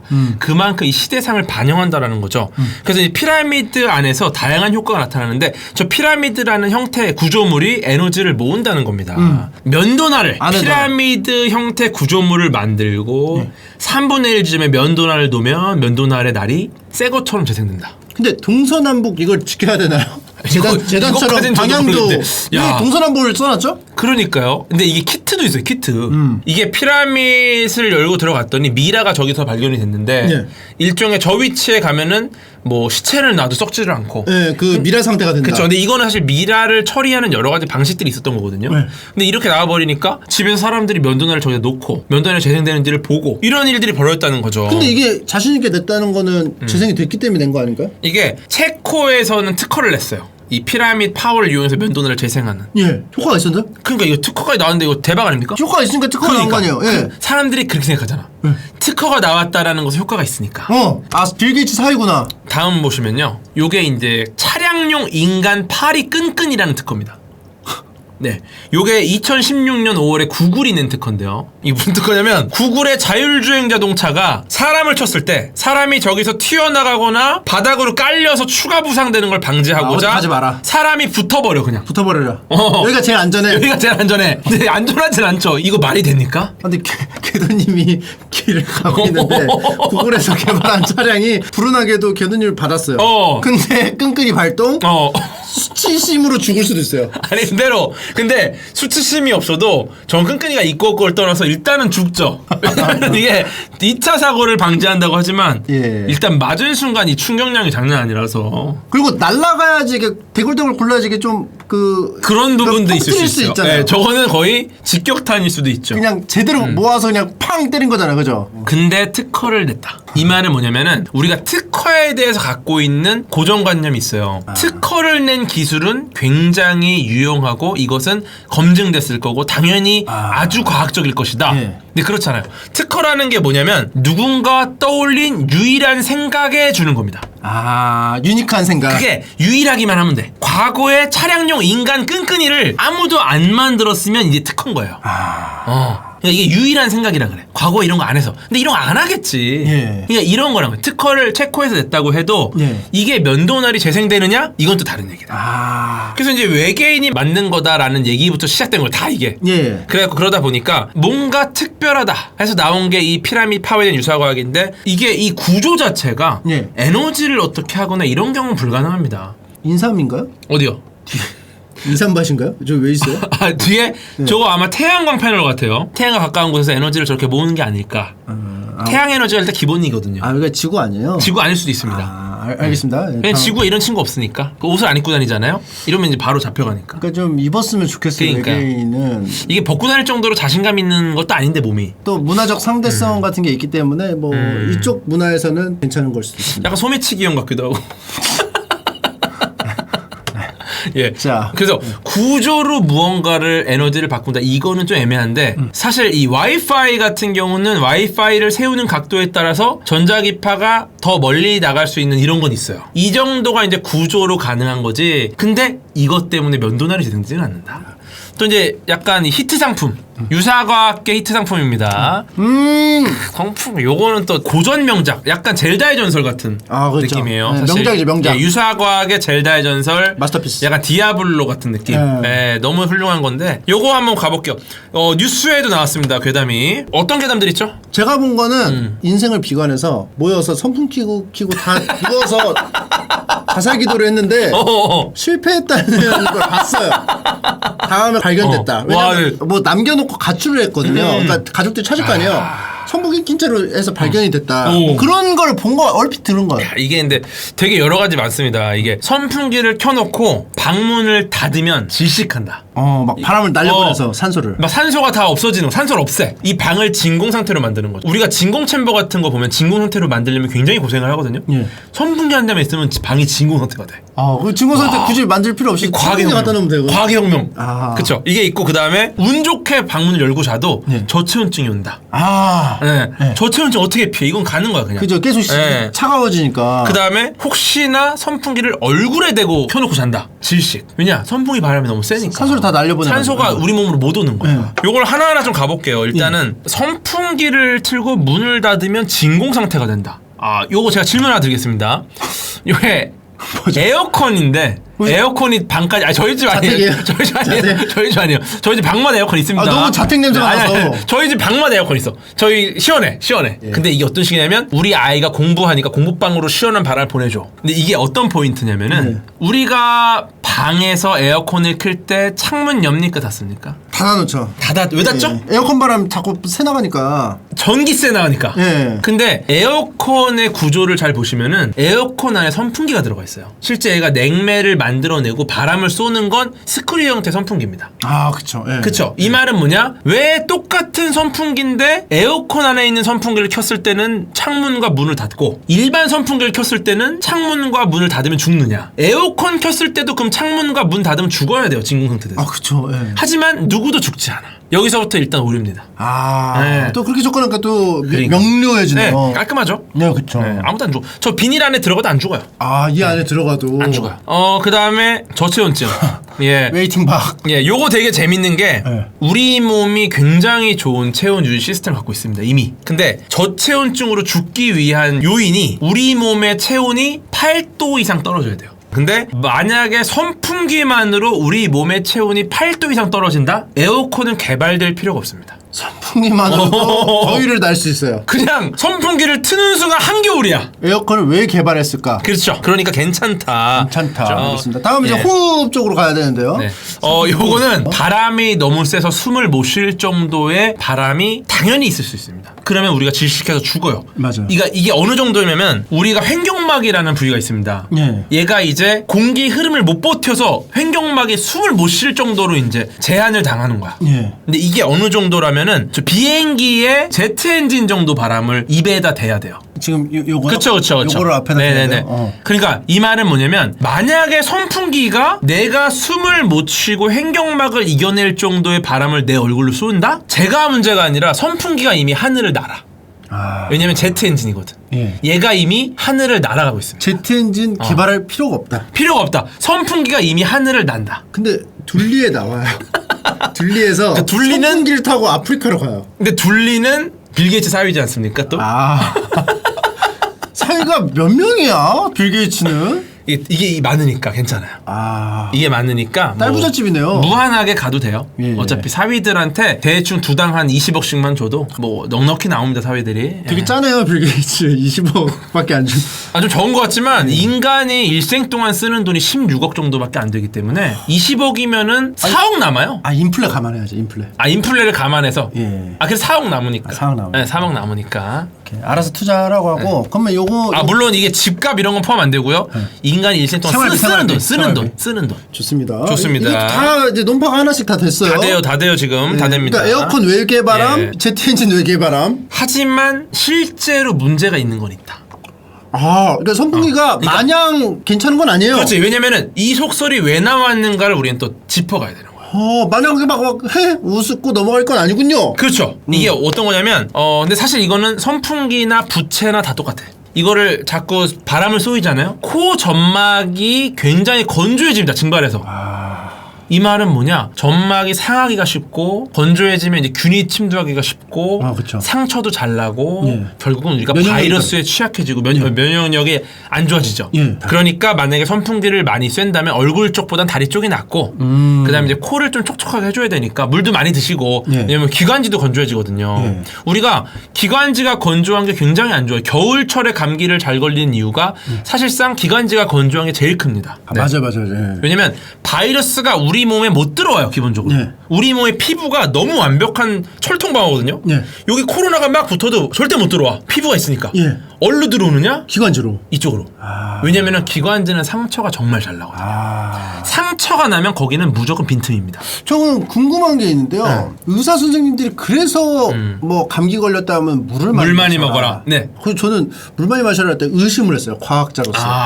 왜 이래라 저래라. 근데 몇 가지 있어요. 물을 많이 마셔서 이제 기관지를 조금 촉촉하게 하는 것. 그 다음에 이제 물을 많이 마시면 어쨌거나 많이 배출하게 되잖아요. 예. 결국 이 바이러스나 이런 애들이 좀 빨리 배출되는 것도 좀 있고. 그다음 따뜻한 물을 먹었을 때 우리가 좀 안정돼서 좀 스트레스 완화되는 것도 있고. 어쨌든 물은 많이 마시면 좋습니다. 네. 그렇군요. 아니 저는 왜냐면 물을 많이 마시고 하는 거는 취향의 영역인데 왜 간섭하지? 그런 거는 이제 취향인데 약이나 잘 써주세요 이렇게 하시면 돼요. 근데 그렇게 하면 이제 안 되고 그냥 속으로만 이거 뭔 상관이지라고 했는데 알고 보니까 관계가 그쵸. 있다. 그러니까 이런 것들도 이제 의사 선생님들이 설명해 주시면 되게 좋은데 예. 의사 선생님들은 막 하루에 막 30-40명씩 환자를 보니까 똑같은 말 너무 많이 하니까. 설명을 안 하고 그냥 결론만 알려주시는 그렇죠. 거죠. 힘들죠. 근데 실제로 기관지가 진짜 약해요. 그러니까 우리 몸에 상처를 내는 순간 거기로 바이러스 들어오는데 예. 다른 데 상처 날 일이 없잖아요. 예. 어릴 때 체육대회나 억지로 뛰어야 되거나 지각했을 때 뛰다가 보면은 예. 갑자기 피비린내 나지 않습니까? 상처가 난 거군요. 실제 피해요. 그러니까 내가 입 벌리고 뛸 때 이 먼지나 공기가 기관지를 때리는 것만으로도 건조해서 상처가 납니다. 그 정도로 약해요. 네, 그래서 실제 피 맛이 장난이 아니라 쇠맛. 그게 내 피, 내 적혈구 맛입니다. 예, 그래서 진짜 피고 기관지 상처가 난 거고 거길 통해서 입안에 있던 얘네들이 빈틈을 타고 침투할 수 있다. 네. 그래서 이제 좋은 게 내가 오늘 너무 많은 사람들을 만났어. 그리고 바이러스가 이제 입안에 많이 있을 것 같아. 그러면은 웬만하면 양치를 깨끗하게 하는 게 제일 좋아요. 그리고 몸이 안 좋아서 몸살 있을 때도 누워 있다가도 일어나서 양치는 하고 주무세요. 그러면 입안에 바이러스라도 한번 헹구고 나면은 이제 더 침투한 애들이 좀 많이 줄어들어요. 지나가는 경로기 때문에. 네, 그래서 굉장히 중요합니다. 굉장히 꿀팁이네요. 유익하지 않습니까? 이게 바로 침튜브입니다. 안 될 거 하겠죠. 대단합니다. 잘 좋습니다. 알겠습니다. 이제 또 재밌는 거죠. 이거 네, 요거 유사과학 월드컵에 나왔었어요. 맞아요. 굉장히 많은 임팩트를 줬던 수소수. 수소는 이제 그 결합하기가 좋아가지고 그거랑 그죠 산소를 만들어낸다. 그렇죠. 뭐 그런 거였던 것 같은데. 그렇죠. 물을 먹으면 수소수 몸 안에 활성산소를 제거하기 위해서 수소를 넣으면 어떻게 되죠? 산소와 수소가 만나 물이 되죠. 몸 안에 활성산소가 수소 때문에 물이 되어 사라지니까 맞아요. 결합돼서 굉장히 건강해진다. 실제 활성산소라는 건 몸 안에 있습니다. 근데 여기서 포인트가 과연 몸 안에 활성산소가 반드시 제거돼야 할 대상인가? 이거는 우리가 또 고민해봐야 돼. 왜냐면은 얘네도 있는 이유가 있을 거란 말이죠. 그리고 꼭 얘네를 제거해야 되는 것은 아니거든요. 이런 부분을 측면일 땐 이해하셔야 되고 일단 실제 활성산소가 노화에 영향을 주긴 해요. 그럼 이걸 없애는 게 목적이다? 과연 수소를 집어넣는 게 옳은 방식인가? 일단 수소수가 몸 안에 들어가서 활성산소랑 만나서 물이 된다고 그냥 가정할게요. 요거는 그냥 우리가 타협해. 그때 어떤 일이 벌어지느냐? 물이 돼요. 하지만 물만 되진 않아요. 결합은 하는데 에너지가 방출됩니다. 바로 폭발한다는 말이죠. 안 좋겠네요 그러면 몸에. 이게 힌덴부르크 참사 사진인데요. 이게 현재까지 인류가 만든 가장 거대한 크기의 비행체입니다. 얘가 이제 정전기 때문에 폭발을 했고요. 이 과정에서 굉장히 많은 분들이 다쳤어요. 다치고 죽은 분들도 있고 물론 이 규모에 비해서 이 폭발한 거에 비해서는 비행선 자체가 천천히 추락했기 때문에 많은 분들이 사시기도 했지만 13분 승객 13분 승무원 22분이 숨졌습니다. 비극이네요. 그 다음에 이제 착륙을 지원하려고 이렇게 도와주던 이 해군도 한 분 돌아가시고 그 다음에 뜬금없이 돌아가다니던 개 2마리도 죽었어요. 너무 슬픈 일이죠. 근데 어쨌거나 이게 왜 벌어진 일이냐면 원래는 헬륨을 쓰도록 헬륨용으로 설계된 비행선입니다. 헬륨은 안전하기 때문에 얘가 잘 반응을 안 해요. 일반적으로. 정전기 있어도 괜찮아. 근데 미국이 약간 견제를 하기 위해서 일부러 헬륨 공급을 막습니다. 딴 걸 넣구나. 그러니까 이제 결국은 수소를 넣었어. 하지만 수소는 굉장히 반응성이 좋죠. 그래서 수소를 넣었더니 수소는 가연성이고 폭발성 기체입니다. 그러다 보니까 저렴한 수소를 넣었다가 저렇게 된 거야. 수소가 산소를 만나서 결합했어. 그러니까 물이 나왔겠죠. 그리고 저렇게 폭발한 거야. 산소와 수소가 결합해서 물이 돼서 폭발했습니다. 저게 만약에 정말로 수소수가 몸 안에 들어 활성산소를 만나서 결합했다? 물이 되죠. 폭발하죠. 우린 죽는 거야. 그러면 수소 마시고 죽을 수도 있나? 근데 결합을 안 해서 괜찮아. 저는 궁금한 건 왜냐면은 봐봐요. 그 논리대로면 결합을 해야 되는데 안 죽잖아요. 괜찮은 거예요. 아무튼 뭐 요거랑 연결해서 요런 거 있습니다. 책이. 이거 이 책 아세요? 물은 답을 알고 있다. 이거 유명하잖아요. 너무 유명하죠. 이것도 사실은 뭐 또 이걸로 삶을 영위하시는 분들이 계시니까 또 뭐라고 할 수는 없지만 기본적으로 이게 왜 나왔는가? 이 물 입자들의 모양이 있잖아요. 얘네가 뭐 좋은 말을 해주고 막 좋은 음악을 들려주고 막 이러면은 예쁜 결정이 돼요. 예쁜 결정이에요. 굉장히. 그렇죠. 근데 막 나쁘게 하면 얘네들 막 깨진 형태가 됩니다. 그래서 이게 뭐 여러 가지 의미를 주는 건데 실제로 이 입자들의 형태는 랜덤입니다. 랜덤. 근데 그 중에 예쁘게 나온 것만 모아서 마치 좋은 걸 해준 것처럼 하고 안 예쁘게 나온 것만 모아서 이제 안 좋은 것처럼 뭐 이런 식으로 막 풀어냈어요. 그거부터 일단 문제고 여기서 나오는 핵심이 뭐냐면은 이제 육각수라는 게 있어요. 들어보셨죠? 육각수. 정수기 그쵸. 그런 데서 육각수 뭐 몸에 좋은 육각수. 흥보가 기가 막혀 육각수. 흥보가 기가 막혀. 그렇죠. 근데 이런 것들이 왜 육각수가 몸에 좋냐고 하냐면 육각수는 일단 엄청나게 찬물입니다. 찬물. 얼음되기 직전의 찬물. 근데 육각수는 육각형이 너무 완벽한 모양이기 때문에 단단하고 견고하다. 이런 것들이 이제 우리 몸 안에 들어가야 아주 견고하게 건강하게 우리를 지켜준다. 라는 건데 그 우리 몸의 체온이 36.5도거든요. 녹죠. 찬물을 마시는 순간 식도에서 이미 미지근해져요. 아 이미요. 이미 우리가 찬물을 벌컥벌컥 마실 수 있는 게 우리 몸이 굉장히 뜨겁기 때문에 예. 이 찬물이 육각수 형태로 우리 몸까지 못 들어가는 거야. 예. 입안에 머금기만 해도 이미 미지근해지잖아요. 그러니까 그렇게 하면 사실 얼음을 먹는 게 난데 사실 또 얼음은 또 안 먹어. 얼음이 오히려 더 식도라도 더 지나가서 보존을 할 수도 있을 텐데. 생얼음 그냥 생얼음이 삼키면 더 오래 버틸 텐데. 그렇죠. 근데 이제 그거는 이제 목이 아프죠. 어쨌든 이게 그 뭐 치아가 상할 수도 있고 깨물다가. 예. 그러니까 육각수로 간 건데 아무튼 이 육각수라는 게 우리 몸에 좋다라는 건 그 견고한 구조에 있다. 하지만 그 견고한 구조는 이미 입안에서 사라진다. 예. 그래갖고 뭐 이제 뭐 이런 얘기 있습니다. 의사. 네, 이거 유명하신 분인데 이분이 뭐 물은 모든 것을 알고 있다. 물의 기억 이런 거 막 하더라고. 예. 그래서 이 비슷한 형태로 이 육각수 얘기하시는 분이 이런 말 하시는 거야. 하지만 육각수를 먹으면 얘가 아무리 입안에서 미지근해져도 예. 육각수 형태를 기억하고 있다. 그래서 얘는 다시 육각수로 돌아간다. 그렇게 따지면은 우리가 찬물을 떠서 식탁에 올려놓으면 얘가 예. 얼음이 돼야 돼요. 왜냐면 기억하고 있으니까. 예. 하지만 찬물은 점점 식어가지. 기억하지 않죠. 기억하지 않죠. 예. 예, 실제로 이 겨울왕국 같은 경우도 예. 너무 아쉬웠어요. 이게 물이 뭔가를 알고 있고 물이 기억을 하고 있다 이런 말을 하잖아요. 예. 그럼 바로 옆에서 캐릭터가 나와가지고 엘사야 정신 차려야지 너. 아. 너 언제까지 이렇게 살 거냐. 아쉬운 건 디즈니에 과학자 캐릭터가 아직 없어. 한 번도. 너무 당연하게 한마디 하니까 사람들이 다 물 대박 우리 다 알아 진짜 너무 신기하네 막 이렇게 가. 이거는 저는 비판적 사고를 하는 디즈니의 과학자 캐릭터가 한 명 정도는 있어야 되지 않나. 디즈니와 마블 같은 회사잖아요 이제. 네. 마블도 검증할 게 굉장히 많거든요. 그렇죠. 마블 안에 있는 히어로들이 문제가 많아요. 예를 예. 들어 스파이더맨 예. 스파이더맨 이렇게 막 이렇게 계속 나와. 실제 거미는 손목에서 거미들을 뽑지 않고 항문에서 뽑습니다. 맞아요. 그러면은 사실 스파이더맨이 대장내시경 환자 같은 바지를 입고 엉덩이를 까고 다녀야 돼. 왜냐면은 엉덩이에서 나오거든. 그래서 대장내시경 바지를 입고 건물을 탈 때 이제 엎드린 형태로 타는 거죠, 건물을. 정확하게 말하면 엉덩이로 뽑을 수는 없기 때문에 유사 스파이더맨이라고 해야 되나? 그죠. 사이비 스파이더맨. 거미 흉내맨. 그쵸. 거미와 비슷하나 실제 거미의 과학적인 체계를 따르진 않는다. 길어지네 좀. 아이언맨도 문제 많아요. 이거 아크 원자로 핵융합이거든요. 이거. 예, 이거. 네. 이거 요게 사실 아니에요? 요게 지금 핵융합은 지금 개발이 안 됐고 예. 이제 핵 분열이라고 한다면 예. 이제 여기서 에너지를 갖다 쓰잖아요. 예. 근데 요 에너지를 갖다 쓸 때 이걸 쿨링하는 데만 2톤씩 물이 들어가요. 물이. 근데 쿨링을 안 하고 써. 이건 안 돼. 물탱크를 2톤짜리 물탱크랑 같이 다녀야 돼요.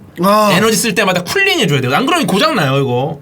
너무 뜨겁거든. 쿨링을 토니 스타크가 좀 약간 천재적인 머리로 그걸 개발하지 않았을까요? 근데 그렇게 하면 너무 과학이 발전한 고도화된 사회 아니겠습니까? 토니 스타크만 뚝 떨어져서 이렇게 과학에 발전할 수는 근데 없다. 봐봐 호크아이 아직도 활 쏘고 있는데 아직도 이거 하고 있어요. 호크아이 선배님 얘기는 하지 말죠. 그래요? 예. 딴 데 가면은 되게 사기 캐릭터라는 얘기 들으실 분인데 너무 하필 높구나. 거기서 그런 사람들이 주변에 있으니까 굉장히 그러니까요. 해 보이는 거지. 딴 데 가면은 완전 초인 중에 상초인입니다. 맞아요. 네, 호크아이 선배님 제가 잠깐 실례했습니다. 예. 굉장히 대단하신 분이에요. 그러니까요. 자, 그러면은 예. 뭐 넘어가도록 하죠. 네. 예. 우리 그 다음은 우리 게르마늄. 네, 또 이게 굉장히 히트 상품이죠. 예, 게르마늄. 요것도 조심해야 돼요. 예. 사실 이쪽 계통은 정말 생업을 이제 하시는 분들이 많이 계시기 때문에 아직도 이게 나오나요? 많죠. 아직도 나와요? 아직도 히트예요. 네, 요거에 대한 거는 제가 이제 좀 후반부에 예. 조금 게르마늄 팔찌에 대해서 약간 순화를 좀 시켜서 예. 모두 해피하게. 왜냐면 또 이게 방송이 누군가에게 또 굉장히 불편하면 안 돼요. 그죠. 왜냐하면 이게 만약에 막 너무 원색적으로 나가게 되면 그러니까. 이제 댓글로 시방 너 어디 사냐. 그러니까 이게 저는 게르마늄 팔찌를 사지 마라, 차지 마라 이 얘기를 하는 건 아닙니다. 하지만 오직 이 게르마늄 팔찌가 정말 몸에 좋은가 예. 이거에 대한 이야기를 하는 거니까. 예, 좋습니다. 이 게르마늄에 나오는 게 결국 원적외선이 그렇게 좋다고 생각을 해요. 원적외선. 예. 그게 핵심입니다. 원적외선. 예. 게르마늄 딱 들으면 느낌이 어떠세요? 느낌. 게르마늄 하면은 뭔가 뭐 황산 같은 게 많을 것 같고 그 맥반석 달걀도 생각나고 뭔지 모르겠어요. 뭔가 게르마늄 하면 약간 뭔가 고차원적인 과학적인 느낌 아닙니까? 그죠. 그러니까 막 뭔가 누런 게 생각나요. 자꾸 왜 그런지 모르겠어요. 근데 게르마늄, 아다만티움, 륨, 미움 이런 것들은 뭔가 우리가 아직 발견하지 못한 굉장히 새로운 소재 느낌을 줘요. 그 뭐 신소재 같은. 뭔가 나를 넘어서는 뛰어난 무언가 같은 느낌. 그래서 몸에 좋을 거라는 좀 있습니다. 이런 게. 근데 반대로 옥타데칸산, 옥탄산, 포름알데히드, 글루코스 벤젠 유사체, 도코산산 어떠세요? 되게 몸에 안 좋을 것 같아요. 느낌이 해로워. 이 게르마늄이라는 이름은 보자마자 우리가 저 방에 들어가면 건강해질 것 같고. 하지만 제가 지금 말씀드린 여러 가지 용어들 안 좋게 보셨잖아요. 그게 어디 있는 것들이냐면 여기 있는 것들이에요. 자연 계란, 자연 블루베리 안에 들어가 있는 것들을 제가 말씀드린 겁니다. 그렇습니까? 계란, 달걀, 블루베리 몸에 좋습니까 안 좋습니까? 계란물이 너무 좋죠. 너무 좋죠. 이거 너무 완전 좋죠. 식품 계란. 아주 훌륭한데 이 안에 아까 제가 말씀드린 것들이 포함이 돼 있어요. 이 말이 뭐냐? 결국 이름이 문제가 아니라 그 요소들이 얼마나 많이 들어가 있느냐가 이 유해함을 결정하는 겁니다. 함유량이 다 1% 미만, 뭐 1% 그러니까 미만. 저렇게 적게 들어간 거 아무 의미가 없는 거예요. 근데 이거를 듣기만 해도 이거는 너무 안 좋을 것 같은데? 이게 딱 오는 거야 그냥. 그렇지 않아요. 우리가 소금도 일정량 이상을 먹으면 엄청 몸에 안 좋아요. 우리가 그 반수치사율이라는 용어가 있습니다. 이게 그 정확하게는 제 기억 안 나는데 어쨌건 이거 이상을 먹으면 먹은 사람 중에 50%는 사망할 수 있다. 뭐 이런 게 있어요. 다 있어요. 이게 다 있어. 뭐 예를 들어서 뭐 무슨 과일의 씨를 몇 개 이상 먹으면 50%는 사망한다. 예를 들어 소금 같은 경우에 200ml 우유팩을 꽉 채워 한 번에 먹으면 사망합니다. 그 정도만 먹어도 사망해요? 그 정도보다 못 먹어요. 왜냐하면 생존이 걸려 있어서 먹는 것 자체가 힘들어요. 누군가 고문하듯이 이거를 집어넣는다? 물론 이게 다 안 들어가도 아마 사망할 확률이 굉장히 높아요. 중요한 건 이게 어느 정도 이상을 먹게 되면 죽는 양들이 다 있어요. 결국 이 양이 중요한 거지 실제로 이 용어 자체가 무조건 해롭다고 볼 수는 없다. 이렇게 좋은 음식 재료에도 식재료 들어가 있다. 아니 안동고등어가 뭡니까? 안동고등어 기가 막힌데. 지금 무서운 얘기하는데 소금 이거 넣는 얘기하는데. 그러니까요. 안동고등어 기가 막힙니다. 아무튼 이름 때문에 쫄지 마라. 근데 반대로 이름 때문에 신성시하지도 마라. 그 대표 주제가 게르마늄이다. 게르마늄 좋다고 한 이유가 게르마늄에서는 원적외선이 나온다. 이게 이제 굉장히 또 좋게 느껴져요. 원적외선 느낌 어떠세요? 원적외선 하면은 좋아 보여요. 이게 25 마이크로미터 이상의 파장입니다. 이게 가운데 보면 비저블 라이트 있죠. 이거. 요게 이제 가시광선. 눈에 보이는 영역이 요만큼밖에 안 돼요. 나머지 안 보여요. 왼쪽으로 가면 자외선, 오른쪽으로 가면 적외선인데 적외선 중에 이제 근적외선, 중적외선, 원적외선 이렇게 나눠져 있죠. 즉 가시광선에서 가장 멀리 떨어진 적외선의 파장대가 바로 원적외선입니다. 여기서 더 가면 우리가 아까 전에 전자레인지에서 만났던 마이크로웨이브가 있는 거고요. 여기는 뭔가요? 거기는 이제 더 가서 이제 다른 파장, 전파 영역인 거죠. 굉장히 긴 파장대. 여기는 이쪽은 이제 더 뭐 엑스레이, 감마레이 이런 굉장히 또 짧은 파장대. 근데 중요한 거는 원적외선, 더럽게 넓은 파장대의 원적외선이 존재를 합니다. 그리고 심지어 오른쪽에 있는 마이크로웨이브는 우리가 집에서 부엌에서 항상 만나죠. 가시광선 영역 지금도 우리가 보고 있죠. 그러니까 원래 일상생활에 있을 것이다. 있다 당연히. 아주 흔하다. 원적외선이라는 용어가 굉장히 몸에 좋아 보이지만 이 세상에 너무 흔한 게 바로 원적외선이다. 근데 이것만 응축해서 쓸 수도 있잖아요. 어쨌거나 흔하다. 은칙에 쓰면 더 뜨겁겠죠. 너무 흔한 거야. 그냥 너무 흔한 거고. 그러니까 전자레인지 이거랑 실제 눈에 보이는 어떤 그런 거랑 가시광선이랑 사이에 있는 건데. 그치. 그거를 일상생활에 계속 쐬고 있는데. 그러니까 여기서 포인트가 두 가지입니다. 원적외선은 과연 우리 몸에 좋은가? 두 번째, 과연 원적외선은 게르마늄 팔찌에서만 나오나? 만약에 원적외선이 우리 몸에 좋으면 의미가 있는 거예요. 그 다음에 만약에 원적외선이 게르마늄 팔찌에서 나오면 게르마늄이라는 금속성 물질은 너무너무나도 유니크한 겁니다. 이 두 가지를 만족하면 게르마늄은 오케이입니다. 하지만 아니겠죠, 느낌이. 게르마늄 팔찌가 좋을 수도 있다. 근데 안 좋을 수도 있다. 이 두 가지 조건을 만족하면 이거는 대박이에요. 세상에 유일한 게르마늄에서만 나오는 원적외선. 하지만 이 원적외선이 우리 몸에 좋아. 이거 바로 사야지. 하지만 안 좋을 수도 있다. 하지만 지금 새에서 나오고 있는 원적외선. 원적외선이 어떤 물체에서 나온다라는 것은 전혀 신기한 초자연적인 현상이 아닙니다. 아, 새도 만들어내요. 네, 왜냐면 새가 따끈따끈하니까. 그러면 굳이 원적외선 뭐 네, 따끈따끈하면 나와요. 쓰는 거 안 하고 새 키워도 원적외선 쓸 수 있는. 괜찮죠? 아니 새를 키울 필요도 없어요.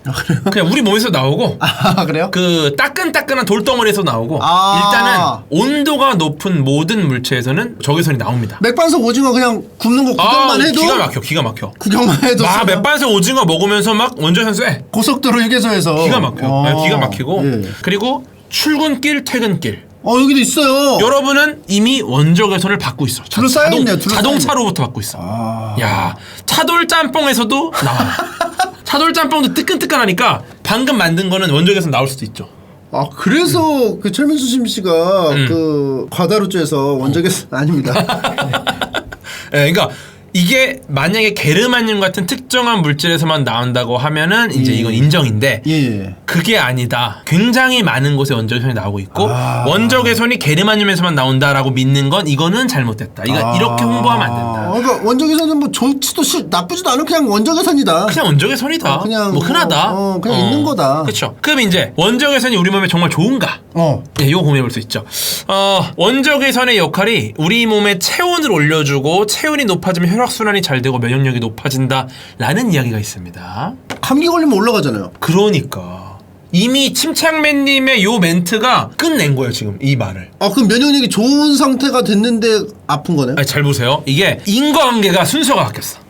사유인가요? 보세요. 오른쪽에 책인데요. 체온이 1도 올라가면 면역력이 5배 높아진다. 이 말이 어디서 나왔냐면 지금 말씀하신 것처럼 감기 걸리면 체온이 올라가죠. 예. 왜 체온이 올라가죠? 막 싸워요 이 안에서. 맞아요. 침입군하고 수비군하고. 그쵸. 싸우면서 전쟁이 나니까 우리 몸이 바이러스랑 싸우고 있다는 증거로 체온이 올라갑니다. 군 달아 그쵸. 막 오르는 그쵸. 거죠. 예. 그때 우리는 이 바이러스와 싸울 수 있는 굉장히 좋은 컨디션이 되고 예. 그러면 결국 우리가 이겨내면 이제 우리가 낫는 거잖아요. 예. 그쵸. 예. 그럼 이 말은 뭐냐? 싸우는 행위 때문에 체온이 올라가는 거지 체온이 올라간다고 해서 잘 싸울 수 있게 되는 건 아니라는 거예요.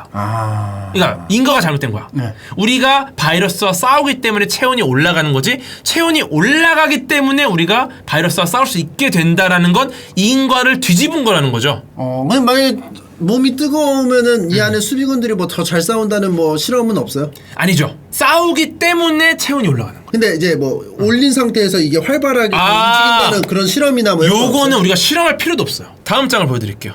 예. 이 카타르 가면은 여름에 기본 40도거든요. 그러니까 이분들은 뭐 안 아파야 돼. 아파요 이분들 똑같이. 아파요. 카타르에 있는 사람들은 이뮨이야 뭐 바이러스? 예. 아니야. 병원에 줄 서. 이것만 해도 이미 다르다. 이게 면역력이라는 게 뭔가 상대적이어서 50대에 살면은 다 이 정도의 면역력 갖고 있는데 여기서 게르마늄을 쐬고 해가지고 여기서 1도를 더 받아. 그리고 올라가지도 않아. 왜냐면 우리 몸이 아까 말씀드렸듯이 체온 유지 장치가 너무 잘 돼 있어서 예. 우리 몸의 체온을 올리는 게 정말 어렵습니다. 우리 몸에 항산성이 있어가지고 항상 원래대로의 상태를 유지하려고 해요. 예. 그게 너무나 잘 돼 있어요. 36.5도를 절대 1도 올리는 것도 쉽지 않아요. 한여름에도 체온 재면 36.5도입니다. 맞아요. 땡볕에도 맞아요. 어쩔 수 없어. 우리 몸이 36.0도에서 한 5도, 6도, 7도에서 왔다 갔다. 그러니까 우리 몸이 그 정도로 잘 돼 있어요 시스템이. 그러니까 이거 자체가 너무 말이 안 되죠. 하지만 그렇다고 게르마늄 팔찌를 사지 말란 말 아닙니다. 뭐 사뭇 기대가 되는데요. 왜냐면은 우리 부모님이 무슨 말씀하실지 이런 얘기 하실 거예요. 예. 옆집 뭐 철수 아빠 아들이 게르마늄 팔찌 사줬더라. 예. 정말 들어가면 비싸요 또 게르마늄 팔찌가. 예. 그러면 부모님 사드리세요. 왜냐? 효도는 과학이 하는 게 아닙니다. 마음이 하는 거야. 마음이 하는 거예요. 만족감을 느꼈다면 받은 사람이? 그쵸. 그러니까 과학적 사고가 효도라진 않아요. 사실을 어쩔 때면 전달하는 것보다 중요한 건 부모님이 원하는 행위를 하는 겁니다. 이것까지 생각하는 게 진정한 과학적 사고다. 예를 들어 부모님한테 게르마늄 팔찌는 안 좋은데요? 유사과학인데요? 이게 의미가 없어요. 그럼 뭐라고 하는 줄 알아요? 자식 새끼 나와봤자 그러니까. 소용이 없다. 왜냐면 부모님이 이걸 어떻게 받으냐면 서운해. 이놈이 이거 안 사줄라 그러네. 돈 아깝네. 나 사주는 거 돈 아까워하네. 맞아. 근데 이러한 관계가 되는 것 자체는 과학적인 사고가 원하는 형태는 아닙니다. 일단 사드리세요. 그럼 부모님이 이걸 참으로써 플라시보 효과라는 게 있습니다. 위약 효과. 건강해지기도 해. 내가 이걸 차니까 원적외선 때문에 면역력이 좋아지네? 이거를 부모님이 그냥 스스로 느껴서 위약 효과를 받음으로써 이분이 행복하면 돼요. 그만큼 스트레스가 줄어든다는 거고 부모님이 건강해지시는 겁니다. 근데 게르만 팔찌가 300만 원이에요. 내가 건강이 안 좋아져요. 그러면은 내가 스트레스 받죠. 예, 스트레스 받아서. 예. 그러면은 어쩔 수 없이 오늘 이 영상을 부모님께 보여드려라. 아, 보여드려라. 예, 이거는 굉장히 아직 입증이 되지 않았다. 그쵸. 그럴듯한 여러 가지 논리를 갖고 있는 두 명의 유익한 유튜버가 예. 이렇게 전달하고 있다. 아니, 차라리 우리를 욕하게 해라. 그래. 우리가 차라리 욕을 먹겠다. 제가 욕을 먹겠다. 네. 과학 소통은 결국 배려에서 시작됩니다. 여러분의 행복을 위해서 우리가 욕을 먹겠다. 이게 바로 과학 소통. 그럼 이제 부모님이 쥐새끼들은 뭔데 이렇게 초를 쳐? 에이, 걔 기분 잡쳐서 안 사. 이렇게 하더라도 우리가 그래도. 욕을 먹더라도 그 적이 그쵸. 없어진다면 그 가정에서 그리고 부모님의 마음에 약간의 의심의 씨앗을 심을 수 있습니다. 심을 수 있다면 그게 그리고 나중에 발화가 되고. 맞아. 욕을 하다가도 이제 철수 아빠 만나서 얘기하는 거예요. 예. 야, 그거 차라리 헬로키티 시계 차고 다녀. 거기서도 나와. 이거 할 수 있는 거지. 아무튼 이렇게 게르만 팔찌는 이렇게 정리를 해볼 수 있을 것 같고요. 네, 좋습니다. 여기까지가 이제 준비한 아, 그렇습니까? 유사과학인데 예. 결론이 있습니다. 네, 결론으로 갈게요. 결론으로 예. 가볼까? 유사과학 여러 가지 사례를 만나봤는데요. 그렇죠. 예. 일단은 유사과학 제품을 제가 쓰지 말라는 얘기는 아닙니다. 예. 장점이 있어요. 일단 아까 말씀드린 이 플라시보 효과. 플라시보 효과. 이거는 정말 일반적으로는 얻기 힘든 효과입니다. 예. 그리고 이 소비할 때의 쾌감. 기가 막혀요, 이것도. 그게 또 이렇게 질렀을 때 뭔가 팍 풀리는 게 있어요. 그러니까 팡팡. 도파민 나와요. 네. 이거 말고 또 뭐 있는지는 좀 고민해봐야 되는데. 그게 답니까? 그게 있어요. 답니까? 일단 명확한 거 두 개. 장점은 이렇게 제가 말씀드린 게 있는데 예. 단점은 너무 명확해요. 경제적 손실. 경제적 손실. 왜냐면 효과가 없는데 내가 돈을 썼습니다. 예를 들어 1,000원짜리야. 그러면 1,000원에 팔아야 돼. 네. 정당한 가치 교환이에요. 네. 근데 여기에 유사과학을 입히면 이거 10만 원에 팝니다. 그렇죠. 그러면 이것 자체가 실제 10만 원의 효과가 없음에도 1,000원짜리를 10만 원을 주고 사기 때문에 예. 거기서 이미 경제적 손실이 나요. 이미 났죠. 예. 그렇죠. 이거는 굉장히 커요. 예, 굉장히 크기 때문에 이런 장단점을 일단 알고 스마트하게 이제 좀 소비하시는 게 좋고요. 근데 이 유사과학에 대해서 신봉하는 것은 사실은 본인의 체험에 대한 그게 커요. 예. 친구 누가 말했다더라, 누가 뭐 했다더라 이게 굉장히 누가 커요. 했다더라. 예. 예. 근데 이게 신뢰도가 왜 높냐면 네. 왜 우리가 빠져들 수밖에 없냐? 핵심이 그 정보의 신뢰도가 바뀌어요.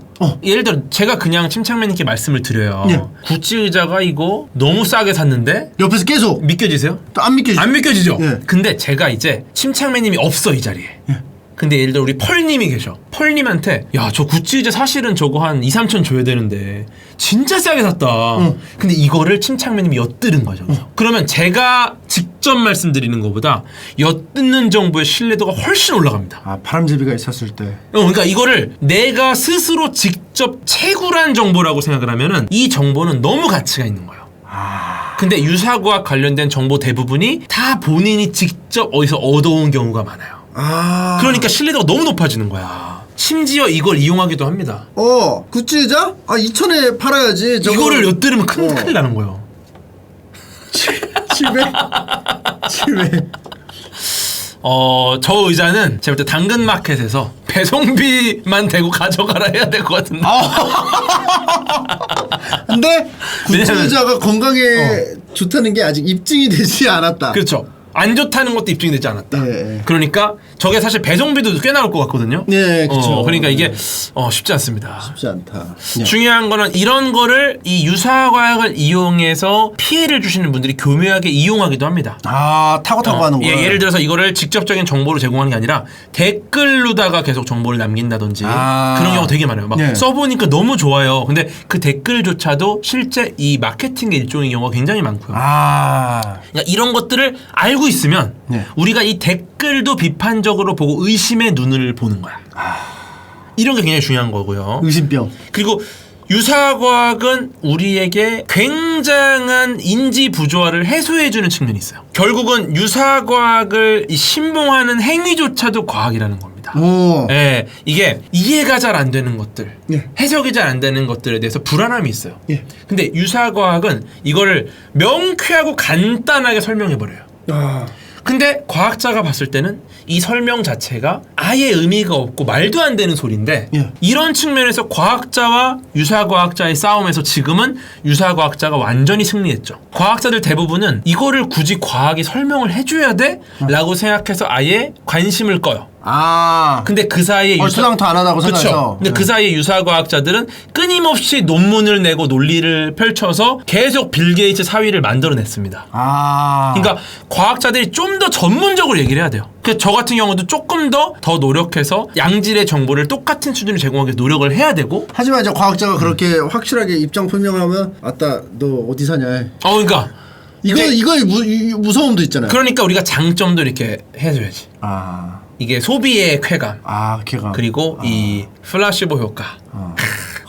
여기까지가 중요하지 않을까. 그래서 우리가 결국 이 안전지대를 떠나지 않으려고 노력하는 행위 때문에 유사과학을 신봉하게 되는 거고, 유사과학에 대한 이야기를 받아들일 때 제일 중요한 게 그 유사과학 신봉하는 분들한테 너 멍청해서 그렇다, 바보야, 여기서부터 이미 소통이 단절됩니다. 그걸 믿어? 막 이렇게 하는 것보다는 그렇게 하면 안 돼요. 중요한 건 이분들한테 더 많은 양질의 정보를 과학자들이 제공해야 될 의무가 있고, 이걸 통해서 이분들한테 의심의 싹을 키우고 더 많은 과학적 사고를 할 수 있게 우리가 길을 터줘야 돼. 그러니까 무조건 욕하면 안 돼요. 유사과학을 믿는 분들, 부모님, 친구들을 우리가 욕하면 안 돼요. 무조건 이분들이 좋은 길로 갈 수 있게 우리가 계속 양질의 정보를 제공해서 당신들의 잘못이 아니다, 여러분이 아마도 정보가 불충분하기 때문에 겪는 시행착오다, 이걸 과학자들이 도와주겠다, 이렇게 나가야 되는 겁니다. 그러면서 본인 스스로 좀 약간 의심할 수 있게끔. 그렇죠. 부모 형제 다 못 믿고. 맞습니다. 다 항상 의심하고 항시 경계하고 이건 당연한 게 어딨어? 계속 생각할 수 있게 해서 게으름 팔찌 아직 입증되지 않았다. 맞아요. 하지만 부모님이 강렬하게 원한다면 사주는 것도 방법일 수는 있다. 그것도 좋은 방법 중에 하나다. 지금 제가 오늘 말씀드린 내용들이 사실 뭐는 뭐다 이거라기보다는 이 과정의 사고 체계에 대한 이야기를 많이 했어요. 왜 이 속설이 나왔고, 결국 이건 뭐냐면은 저는 이 과정의 사고 체계를 여러분이 계속 사고하고 훈련하고 경험하길 원해요. 이러한 거를 많이 경험해 볼수록 여러분 머릿속에 과학적 사고력이 조금씩 싹 틉니다. 그래서 중요한 건 이 침착맨님께서 하신 이런 이 과학과 콜라보한 이런 영상들 많이 보시면 자연스럽게 훈련이 될 거예요. 그 말씀을 지금도 막 훈련되신 분들이 많으실 거예요. 그러니까 이미 너무너무나도 많은 훈련으로 벌써 뭐 게르마늄 팔찌 사신 분도 계시고. 지금 12시 30분인데요. 오셨을 때보다 5시간이 지났거든요. 말이 좀 느려지셨는데 괜찮으시죠? 피곤하신 건 아니죠? 지금 막 일출 본 것 같아요. 그래요? 일출 본 것 같아요? 그러면 피곤하다는 건데? 막 일출 봐서 이제 해가 떴구나, 이런 느낌. 해 안 떴는데요? 해가 떴다는 얘기는 새벽 6시까지 하는 느낌이라는 거죠. 우리가 해가 떴다라는 것을 우리나라 관점으로 봐서 그렇지 결국 해는 뜨지 않고 지구질이 공전할 뿐입니다. 우리의 사고 체계를 조금 바꾸면 해는 모든 곳에서 뜨고 있어요. 그래요. 근데 말이 좀 느려지셨어요. 목소리도 좀 갈라지시고. 아니에요? 좀 피곤하시죠? 피곤하시면 여기 딱 마무리 딱 하고 이쁘게 하시면 좋을 것 같은데요. 피로라는 게 제가 지금 약간 피곤하다라는 단어가 뭐지라고 생각이 들어서 순간 지금 제가 사고가 잠깐 멈춘 게 진짜 피곤하다? 많이 들어본 얘기인데 마지막으로 피곤하다라는 단어를 썼던 게 언제지? 고등학교 때였나? 막 이런 생각하게 되는 거죠. 그래요? 피곤을 몰라가지고. 알겠습니다. 이렇게 해가지고 우리가 합리적으로 좀 의심을 할 수 있는 이런 생각 연습을 많이 해보자. 그렇습니다. 알겠습니다. 그래서 근데 우리 시청자분들 진짜 계속했으면 좋겠다고 하신다. 그럼 가짜로 계속 하고 싶으셨어요? 아니. 계속이라는 건 진짜와 가짜가 없고 그냥 행위입니다. 행위는 괜찮습니다. 오늘 생각보다 너무 많이 해가지고 사실은 좀 굉장히 좀 죄송스러운 부분도 있고. 아니요. 저 너무 재밌었어가지고. 너무 재밌으세요? 네, 저 너무 재밌었어요. 그러면 2부에 제가 준비한 과학자 이상형 월드컵이 있거든요. 근데 이거 과학자 좀 아니라니까. 왜냐면 보시는 분들이 누군지를 모른다니까. 그래요? 그러니까 적어도 이분들이 게 우리의 한 16분 정도까지는 알아야 16강부터 할 거 아닙니까? 그렇습니까? 제가 볼 때 16분 중에 한 3분 정도 알면 그냥 우리끼리 노는 거다. 심지어 침착맨님도 모를 거라 저 혼자 노는 걸 수도 있어요. 저도 모르는 과학자 나올 수도 있으니까. 그건 별로 안 좋나요? 혼자 노시는 건 안 좋으세요? 혼자 놀 수 있어도 모르는 사람 나오면 저도 모르니까. 그렇습니까? 알겠습니다. 오늘만 날이 아닙니다. 제가 안될과학 채널에 나가서 할 수도 있고 어떻게 할 수도 있고 저렇게 할 수도 있기 때문에 오늘만 날이 아니기 때문에 오늘 시간이 좀 안타깝게도 좀 많이 흘렀고 여기서 마무리를 짓도록 하겠습니다. 오늘 너무 재밌었고요. 마지막으로 감상 한 말씀 해주시면. 네. 네. 누구냐 막 이런 분들 막 너님 누구임 이런 분들 계셔갖고 네, 저는 안될과학이라는 유튜브 채널에서 참여하고 있는 과학 크리에이터 궤도라고 합니다. 인공위성 궤도를 전공했고요. 사실은 과학 콘텐츠는 어떻게 보면 여러 가지 문화 중에 굉장히 소외된 문화 중에 하나예요. 뭐 미술, 스포츠, 음악처럼 많은 분들이 즐기는 대중성을 갖고 있지 않고 지금은 전 국민의 뭐 0.01% 정도가 즐기는 과학 문화인데 저는 여러 플랫폼에서 여러 곳에서 정말 과학이 재미있다. 과학이 정말 매력적이다. 과학은 경이롭고 과학자는 멋지다. 이거를 좀 많이 전파를 하고 있는데 네. 정말 제가 팬이고 정말 이말년님 때부터 좋아하던 우리 심창맨님 채널에 나와서 네. 이렇게 많은 분들과 함께 과학 이야기를 할 수 있었다는 게 저는 너무 행복하고요. 오늘 이 정말 짧은 시간이었지만 네. 요 시간 동안 과학이 꽤 재밌을 수도 있겠다. 네, 이런 생각의 씨앗이 조금이라도 심어졌으면 예. 정말 행복할 것 같습니다. 네, 오늘 봐주셔서 감사드립니다. 늦게까지. 고맙습니다. 예. 피곤하신 건 아닙니다. 네. 여러분들 오해 안 네. 해주셨으면 좋겠고 쌩쌩합니다. 예, 가보겠습니다. 자, 안녕. 가볼게요. 바이바이.